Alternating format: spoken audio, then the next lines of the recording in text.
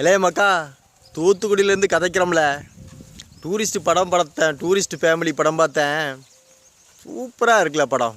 நல்லவனாக இருந்தால் ஊர் அந்த காலனியே அந்த நல்லவன் பின்னாடி நிற்கும். சசிகுமார் பின்னாடி எல்லாருமே நிற்பாங்க. ஆனால் அந்த படத்தை பார்த்துட்டு முடிஞ்சால் நீ நல்லவனாக வேணால் வாழ்ந்து பாரு. ஏன்னா நம்ம ஊரில் நல்லவனாக வாழ்ந்தால் கொன்று விடுவாங்க.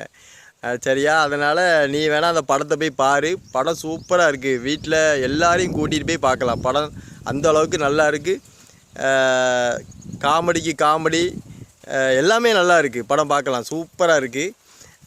போலீஸ்காரனே எனக்கு பிடிக்காதுல. ஆனால் அதில் ஒரு போலீஸ்காரர் வருவார், அவருக்கு சலிட்டே அடிக்கலாம். வேறு லெவலு. அதாவது எல்லா படத்துலையும் கிளைமேக்ஸாக கணிச்சிடலாம், ஆனால் இந்த படத்தில் கிளைமேக்ஸாக கணிக்கவே முடியாது. சூப்பராக இருக்குது. கிளைமேக்ஸ் வேறு லெவலு. சரியா? குடும்பத்தோடு போய் படம் பார்க்கலாம். படம் நல்லா இருக்குது.